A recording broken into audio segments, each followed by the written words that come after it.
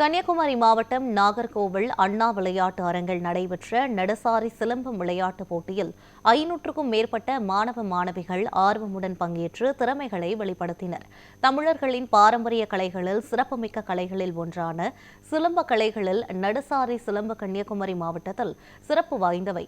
நடுசாரி சிலம்பம் என்பது குறிப்பிட்ட தூரம் முன்னோக்கியும் பின்னர் அதே வடிவில் பின்னோக்கியும் வந்து இலக்கை அடைவதாகும். குறிப்பாக கால்களை இருமுறை நகர்த்தவோ தூக்கி வைப்பதோ தரையில் உரசுவதோ செய்யக்கூடாது.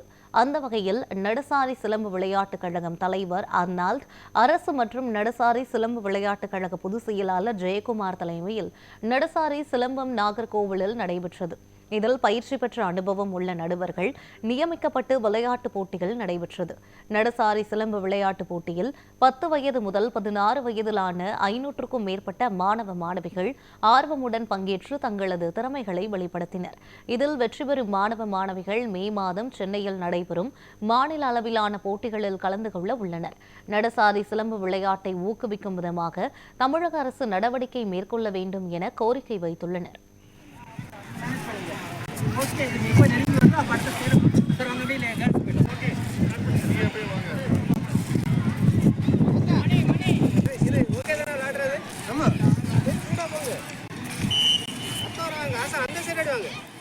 நமது தமிழர்களின் பாரம்பரியமிக்க பிரசித்தி பெற்ற கலைகள்ல ஒண்ணு சிலம்பக்கலை.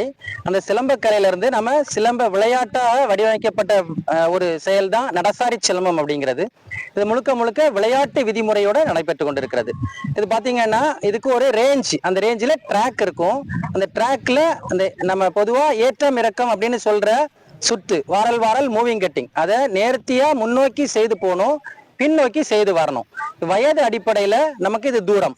உதாரணத்துக்கு ஜூனியர் கேட்டகரி, அதாவது 9ஆம் வகுப்பு 10ஆம் வகுப்பு படிக்கிற பசங்களுக்கு பாத்தீங்கன்னா 30 மீட்டர் முன்னால போயிட்டு 30 மீட்டர் பின்னால வரணும்.